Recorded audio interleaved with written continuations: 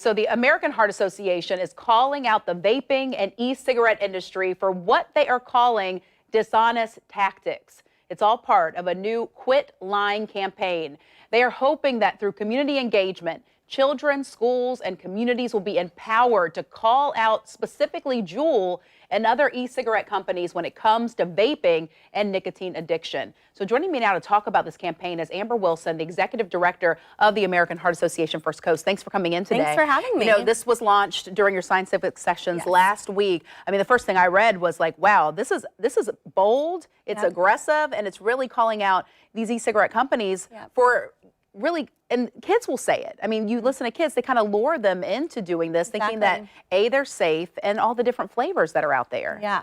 You know, I think it was important for the Heart Association to be bold because as we look back in the 1960s, when smoking was at its height, 42% of people were smoking.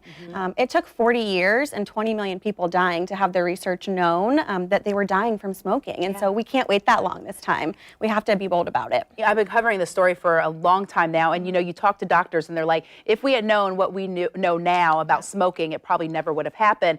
And they're very, very worried that the same trend could happen with these cigarettes. Yeah, and I think it's as pertains to our youth. And so it's even more important because they're selling it under this false pretense that it's safe and it's better than cigarettes for their health, and it's not. And so it's so important that we get this messaging out to the students, to teachers, to parents, and the community to educate them on it. And it's twofold. I mean, we have a graphic that kind of shows the good news, especially when it comes to teen smoking, that right now, 1 in 20 teenagers smoke, when in 1997, 1 in 4 teenagers smoked. So that's good. But what we know is the trend right now is e-cigarettes. And the graphic that we have next really shows that upward trend just over the last few years. We look at 2015 to 2018, it's up. 26.7% of these teenagers have vaped just in the last month. Yeah, I mean, it's rising. As you look, it was 1 in 4 teens 2 years ago. It's 1 in 10 2 years ago. It's 1 in 4 now. And so it's rising, which again is why it's so important for us to be bold and put all this into research and education to stop it. You know, lawmakers are talking about it. There was at one point the president said that he was going to ask to ban vaping. We're hearing that he's pulling back on that for some reasons.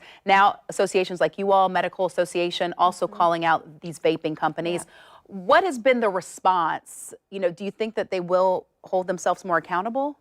I don't know. You know, I think the response is still unknown because it is also new. So I think that's why it's even more important for us to get out there and get our message in really strong to be able to get as many people bought into it and helping pushing that message and going to our Quit Lying campaign to get involved and sign up as well.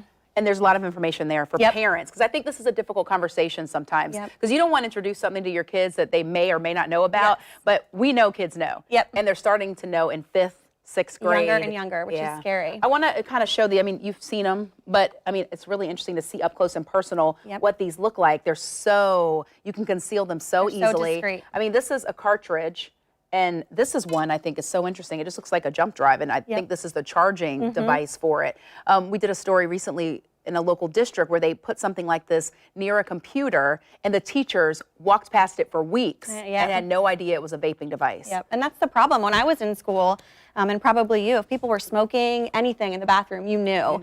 You don't know now. It doesn't have any smell or smoke, and so it's much harder even for schools to be able to figure out if it's even happening within their schools. This has to be a joint effort. I know you all talked with the superintendent here in Duval County. She is addressing it, and they actually do classes for students after school and the parents to educate them as well. Yeah, so your hope right now is that, you know, that families, communities, schools, everybody gets engaged in this conversation and really does something about it. Yeah, as I mentioned before, we can't take that 40 years and those 20 million lives, especially when we're talking about our youth.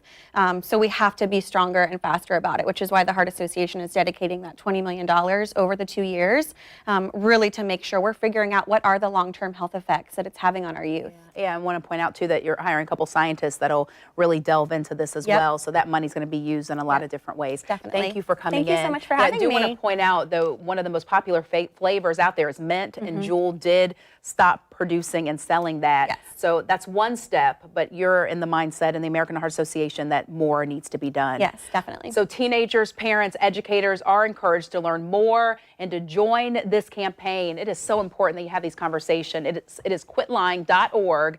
We're going to post that link along with this interview on newsforjax.com.